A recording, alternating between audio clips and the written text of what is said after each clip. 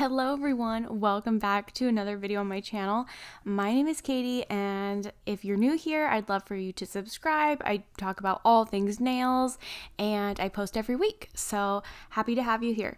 So today I am doing a swatching video. If you watched any of my past couple videos, there was a few where I had talked about doing a swatching video with like a ton of colors, like a massive swatching video.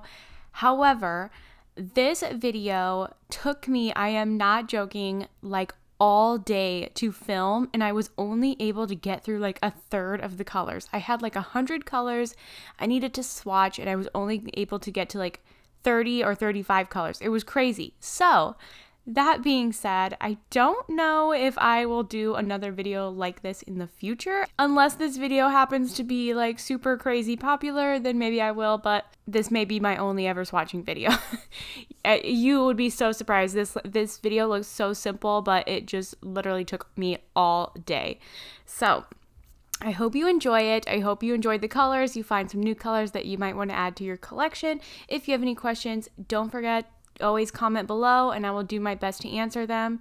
I want to talk about too, the first brand of colors that I swatch are from Magpie Beauty, and Magpie Beauty has a thicker consistency, and you're supposed to actually apply it thicker, kind of like floating it on versus painting it on super thin. So you'll notice when I do the first layer, the first swatch, it looks a little sheer, and then it's definitely full coverage in the final swatch. It's just because you're supposed to actually be like floating it on, and it's just a little bit hard to do in the swatch stick. So for the Magpie Beauty colors, if you're painting them on thin like most gel polishes, you're probably going to need 3 coats. If you float them on, you are going to need probably just your standard 2 coats. So let's go and get started into the swatch video. I hope you guys like it. Thanks, and don't forget to subscribe, give this video a like, and I'll see you guys later.